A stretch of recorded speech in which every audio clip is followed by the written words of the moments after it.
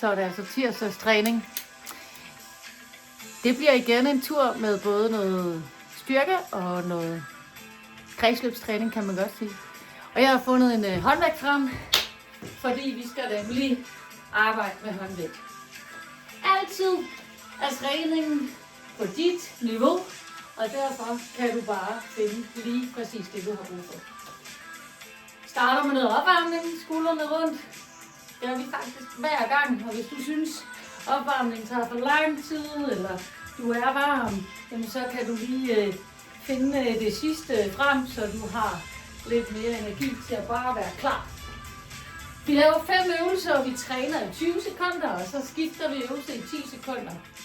Og det der skift, det kan du jo godt gøre hurtigt. Du kan også gøre det langsomt. Og nogle gange så kommer et skift til at påvirke, hvordan at du har din klar tid og din krop klar til at lave noget. Jeg laver lige nogle øvelser her som opvarmning, og det er egentlig bare for at få kroppen i gang. Så I ved, hvor I lige står her på gulvet. Et underlag, for vi skal også ligge ned. Den første øvelse er en, der hedder skaters. Sliders er der også nogen, der vil kalde den, fra side til side. Og her bruger jeg min håndvægt. Godt. Håndvægten skal vi bruge til at komme ned og få fat i maven. Når vi roterer, stabiliserer vi lidt her. Herefter skal vi ned i en planke, hvor vi roterer til en sideplanke. Det er altså øvelse 2. Øvelse 3, det er det høje knæ. Og det eneste krav er, at det er høje knæ. Tempoet sætter du selv. Yes. Øvelse 4, det er glute bridge. Ned med vægt på bænket. Og øvelse 5, det er planken. Jeg skal lige ned og ligge her et øjeblik. Vi ruller lige ned den sidste opvarmning. Frem. Sænker os ned. Og en bagudbøjning. Og vi kommer tilbage igen. Frem. Sænker os ned. Og en bagudbøjning. Gør det igen. Godt ned. Ruller frem. Og vi underrører lige tæerne. Og kravler op og stå. Yes. Intervallet 20-10. Det er der, hvor I kan være med. Jeg har 8 runder. Og det er 20 minutters træning. Yes. Vi er ved at være godt i gang med, eller færdige med opvarmningen, kan vi vel godt sige. Og så siger jeg bare god fornøjelse. Og I må også gerne tage en ven i hånden og sige, hey Pauline, og vær klar. De 20 sekunder, skaters, starter nu. Langt ud, roter. Langt ud og roter. Har du ikke noget i hænderne, er det selvfølgelig bare op til dig selv. Bang. Ned i knæ. Spænder i maven. Roter. Og jeg hopper lidt. Får lidt fart på. Jeg vil gerne have pulsen op også i dag. Yep, tid. Planke til sideplanke. 10 sekunders pause. Starter med at lægge mig ned i en planke. Og gør klar. 3, 2 og 1. Roterer mig op i midten. Roterer 10 op. Og der. Og op. Og der. Og ned. Fod kan med god vilje. Roterer, så du lægges helt fladt i jorden. Og sådan. Og tid. Så skal vi op og lave de høje knæ. Høje knæ i dit tempo. Og høje knæ er oppe i hoftehøjde. 3, 2 og 1. Og gå. Her tager jeg lige. Flytter dem lidt. Lige mit gulv, det vibrerer lidt her på gulvet. Kom så. Høje knæ. Få pulsen op. Gør hvad du kan med armene. Måske bokser du. Kom. Alt hvad du kan. Høj. Og tid. Yes. Så sætter jeg glute bridge ned og ligge. Jeg tager min håndvægt med. Lægger den på bækkenet. Krupper ryggen, og vi kører op. Løfter. Sænker. Jeg vil gerne have fat i bagdelen. Jeg løfter ret tit også mit hoved, når jeg laver en glute bridge for at krumme min øvre del af ryggen. Her får jeg så heller aldrig rigtig ballerne sat helt i. Så spænder jeg min forside. Lige så forsigtigt ruller jeg ned. Vi bliver hernede, fordi 5. og sidste øvelse af de 5, det er atomic sit-ups. Og vi strækker os helt ud og hænderne op til vores fødder. Og vi kører 20 sekunder. Ja, får du ondt i ryggen, så tager du et ben ad gangen her. Godt. Tilbage. Intensiteten kan I sænke. Tempoet altså. Og det var tid. Det var første runde. Og i dag har jeg tænkt mig til højt, og det var en. Det var den første runde. Klar til skaters. Vægten i hånden. Og vi kører. Kommer ud. Kommer ud. Bang. Og der. Godt ned. Benet. Kan du få knæet i gulvet? Så søger du selvfølgelig ned med det. Op til. Og tid. Strålende. Skal ned i planken. Så roterer op til sideplanken. 3, 2, 1. Og vær så god. Kom op. Skifter. Op. Skifter. Løfter. Rotation.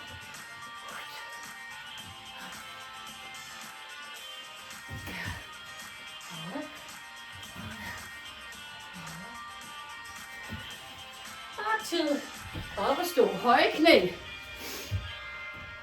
Yes.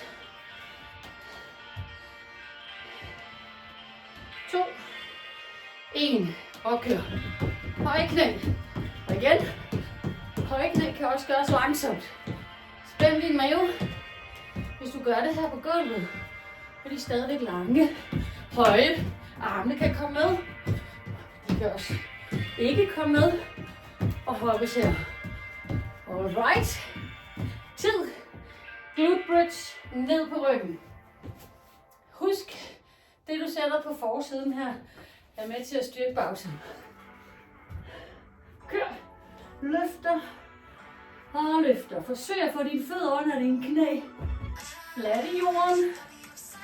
Spænd dine baller. Go. Løfter op. Løft.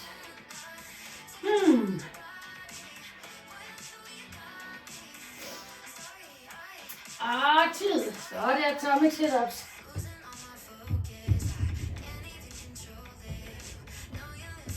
Tre, 2, og vi kører.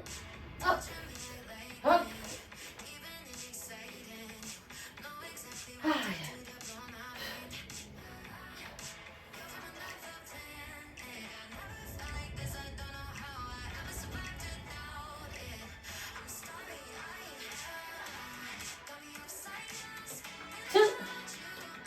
Det var anden runde.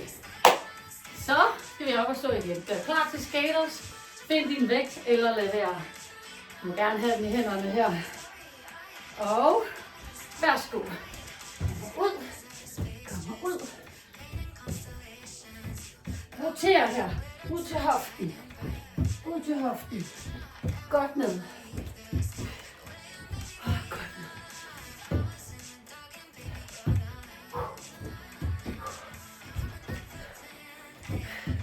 Smukt. Det er tid. Vi bliver stående. Klar til højre knæ. Det passer ikke. Planken først. Det er godt, jeg har skrevet det ned. Og kør. Op. Vupti. Skifter.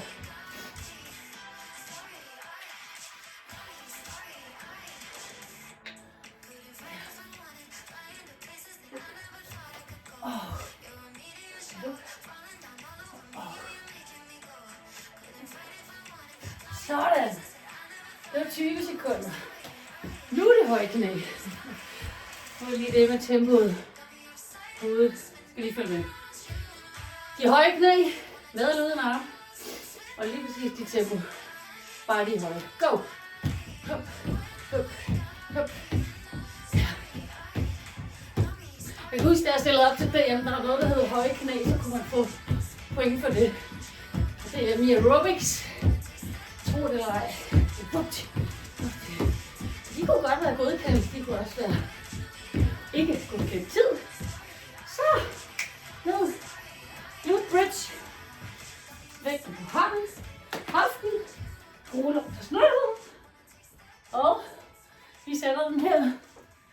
løfter os op. Vær særlig. Hop. Og løfter. Få godt gang her. Bagsiden. Yep. Pres hælene ind i dine sko. Få hasen til at spænde sig op. Den vej. Spænder ballerne. Ja. Godt. Og tid. Vi bliver hernede. Atomic sit-ups. 3, 2, 1. Og vi strækker ud. Bøjer sammen hver gang.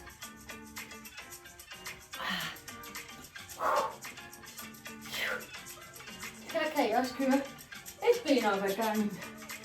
Jeg sagde også noget med at kunne lægge det ned på gulvet, hvis det blev for hårdt for lænden. Tiden er gået, og det her er runde nummer 3. Skaters igen fra side til side. Og vi kører. Godt ned. Roterer. Roterer. Så en lille effektiv træning. Kan du lige putte ind, mener du har brug for det. Du kan skifte imellem alle mine videoer på YouTube. Og give den lige lidt. Ja, det er godt. Tid. Ned i planken. Og åbne op. Stærk brystryg. Stærk skuldre. Og vi kører. Den ene. Den anden. Spænder op i forsiden.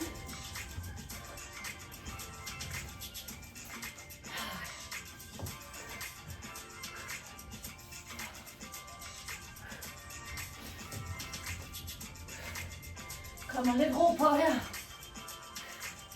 Og tid. Op og stå med de høje knæ.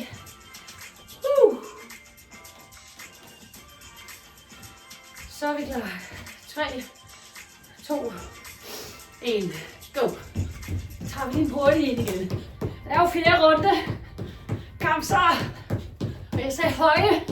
Jeg nævnte ikke noget med tempoet. Bare mit. Kom så, kom så, kom så, kom så. Hold fast. Løft i knæ. Bliv ved, bliv ved. 2, 1. Der var den. Herligt. Ned og læg. Vi løfter. Igen. Glute bridge. Så. 2. Go. Nu bliver jeg sådan lidt oppe i toppen, for jeg mærker en konstant spænding. Løft. Løft. Løft. Løft. Pres knæene væk fra dig. Træk dig den vej der.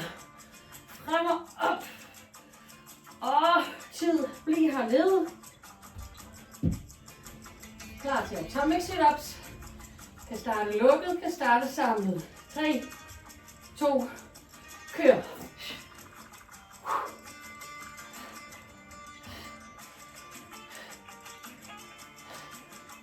Hvis du vil, kan du lave den til en V-ups.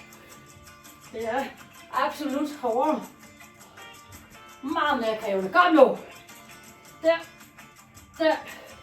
Tid. Nu er vi halvvejs. Det var 4. runde. Så vi har 4 runder mere nu. Og jeg kan godt fortælle jer, det er jeg også glad for. Og vi kører. Den ene. Og den anden. I forhold til sidste uge, den træning, der blev lagt ud til jer, den havde rigtig meget for mine lår. Og det var hårdt. Her er der lidt mere variation. Til gengæld, tid, kræver det også noget af vores kredsløb. Vi bliver stående i høj planke. Roter den fra side til side. Om 3, 2, 1. Spænd din forside. Stabiliser. Du kan ikke gøre det hurtigt. Op og skifter. Løfter. Skifter. Løfter. Højt op. Højt op. Og tid. Så er de høje knæ igen. Giv nu tid til at komme op og stå. Vi starter om 5 sekunder. Er du med? 3, 2, go. Og vi sætter tempo på her. Kom så. Højre knæ. Yeah, yeah, yeah. Udenom. Og her tilbage. Kom så. Helt op. Helt op, helt op, helt op, helt op. Tid. Sikke vi kan. Glute bridge. Igen. Ned og sidde. Læg den på bækkenet. Vi kører om 3, 2, 1. Knæene frem. Søg op og frem med de knæ. Så presser fødderne ind mod jeres ryg her. Lad være at lægge jer helt fladt ned. Aktivitet på bagsiden. Kom nu. 8 sekunder mere.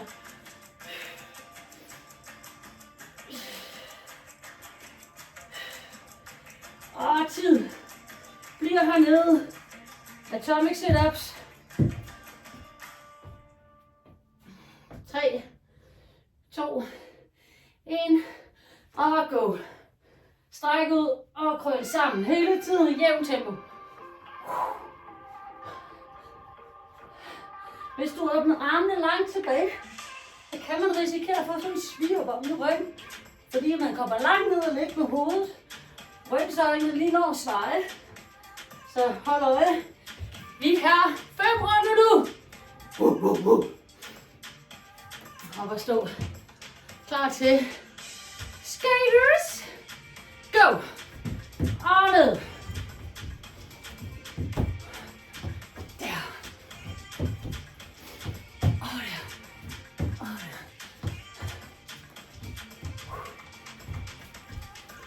Jeg plejer lige at sige lidt, hvis knæene brokker sig. Men jeg forestiller mig, at jeres knæ snakker til jer, hvis de brokker sig. Tid. Ned i planke. Hvis skuldrene brokker sig her, så ligge stille i planken. 2 og 1. Og I kører. Godt sagtens lave den på knæene. Og ligge i planken. Også ligge i albuerne. Eller på albuerne. Og løfte op.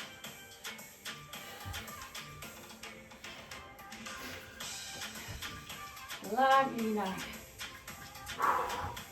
Og tid. Så bliver vi sidste op og stå igen. Jeg bliver nødt til at op og stå. Det er de høje knæ. Og nu er de æder resten hurtigt. Nej, så er det lidt langsommere. Go!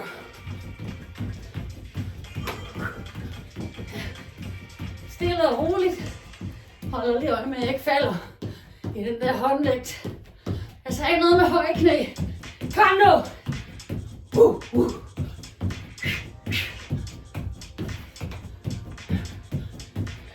Tid! Fedt! Jeg tror ikke det der med fødderne indad, det var en ret god idé til. Det blev lidt hårdt. Så, ved det ikke. Glute bridge. Sæt i gang. Løft, sænke. Jeg har startet uret. Kom så. Ja, hop og lav nogle rigtig hårde spændinger her. Kom op. Løft bækkenet. Træk knæene ud over tæerne. Kom. Og tid. Bliv nede. Nu er vi kommet til atomic sit-ups. 3, 2 og 1. Go. Der. Den her variant med et ben ad gangen er også velkommen. Hvis der er en anden maveøvelse, du virkelig elsker at lave, så gør det. Gør det. Kom så. Der. Og tid. Nu så med 6 runder. Op og stå. Skaters! Og vi kører. 2 runder mere.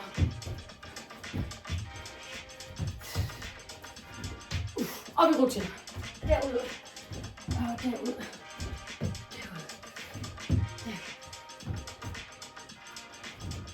Der skal ske noget nu. Så dybden får jeg på. Rotationen gør jeg større.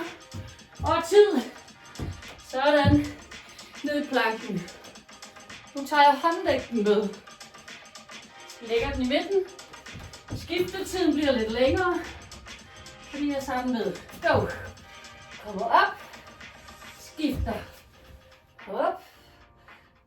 Skifter. Masser af opmærksomhed på maven. Jeg ikke svinger for meget. Jeg vil gerne have en mere med den anden hånd. Og tiden er gået. Sådan, op og stå. Nu er det de høje knæ. Ja. Kom så, det er de høje knæ. 2, 1, kør. Ja. Op. Op begge knæ. Træk vejret. Her havde vi mulighed for arme. Vi kører ind her. Det er også rart for ryggen. Der. Og armene. So to speak. Jeg sagde kun høje knæ. Tid. Glute bridge. Ja.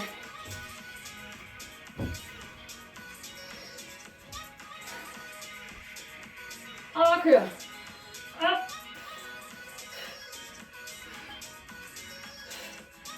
Og bitte små løft nu. Og fast.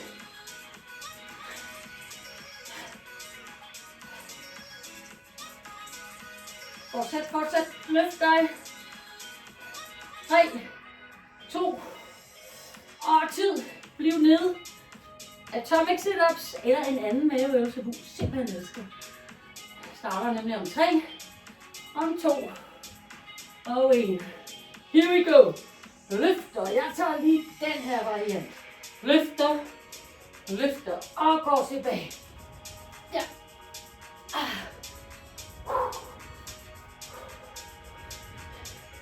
Vi har lige om lidt afsluttet runde 7. Og det var her. Sidste runde kommer nu, så strækker jeg lige lidt ud sammen med jer. Og så kan I gå velfortjent til, ja, man kan vel egentlig godt sige det, til resten af aftenen. Skaters starter nu. Kommer godt ud. Der. Og der.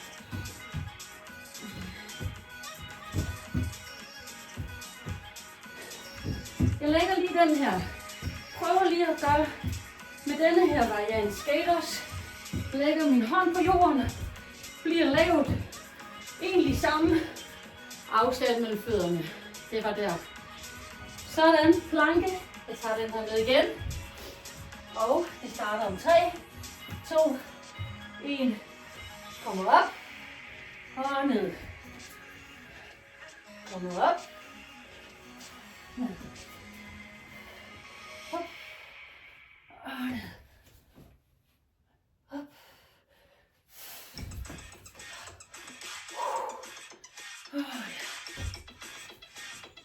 Og tiden er gået. Op og stå. Høje knæ. Og vi er der. Vi prøver at se, om vi kan lave 8 ind med knæene. 8 op med knæene. Og så skifter jeg. Og det var fødderne ind. Kom. Ind.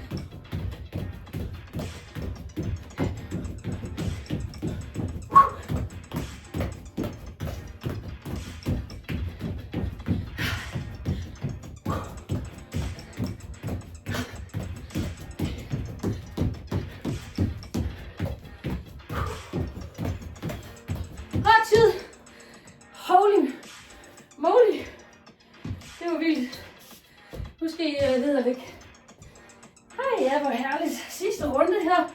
2 øvelser tilbage. Glute bridge. Kom så. Vi har den. Starter der. Der. Knæene frem. Fødderne parallelt.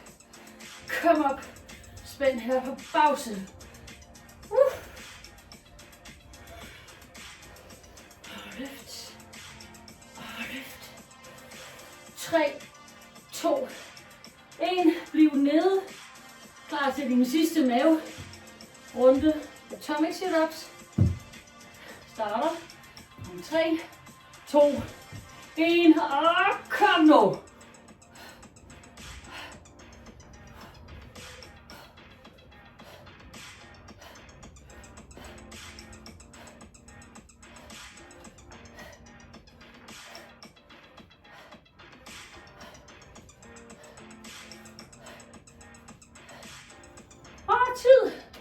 Ej, hvor godt. Så skal vi strække ud.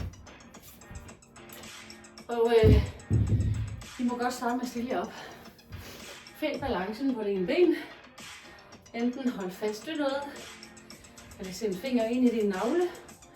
Så tager du den ene fod op i hånden. Samler knæene, skubber bækkenet frem. Skal vi lige lade den her til at stoppe. Ja, den er vej.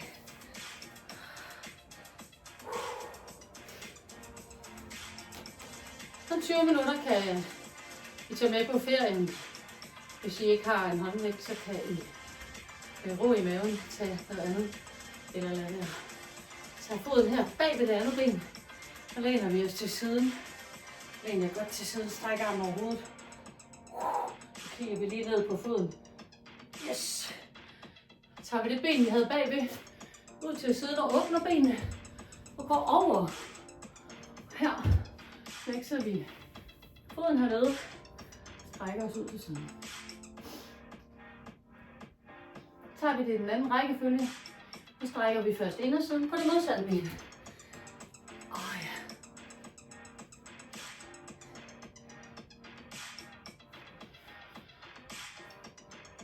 Og det ben, jeg er ude ved, det sætter jeg bag ved det andet. Læner mig til siden. Armen kommer over mit hoved. Og her har jeg lyst til at kigge ned på foden igen. Vi får se, om den er der. Og så tager jeg den bagerste fod op i hånden. Samler mine knæ. Finder balancen. Og ved stående. Retter jeg ud. Rigtig godt. Hold fast, hold fast, hold fast. Sådan. Brystbenene. Stiller mig først lige sådan her. Der er 2 øvelser for indersiden. Vi skal ned og sidde på huk, men vi ruller ned til jorden. Og I er helt nede, så bøjer I knæene alt hvad I kan. Falder ned med numsen, og I er hernede af armene og hovedet imellem jer. Så retter I jer op og presser knæene ud til siden. Jeg prøver lige at se, om I kan få skulderbladene bagud med lang nakke. Nu stiller jeg mig med siden til og viser den samme øvelse. Jeg ruller ned. Helt ned til gulvet. Med hænderne. Eller rammer jeg ikke gulvet, så er det bare ved benene. Så sætter jeg mig helt ned.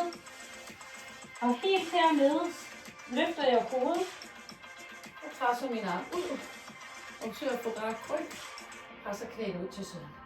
Der er nogen, der kan simpelthen sidde hernede uden at være varm. Og det er jo også de nogen, der måske sidder her tit. Yes. Så vil jeg gerne benytte lejligheden til at sige tak, fordi du så med. Det var en fornøjelse.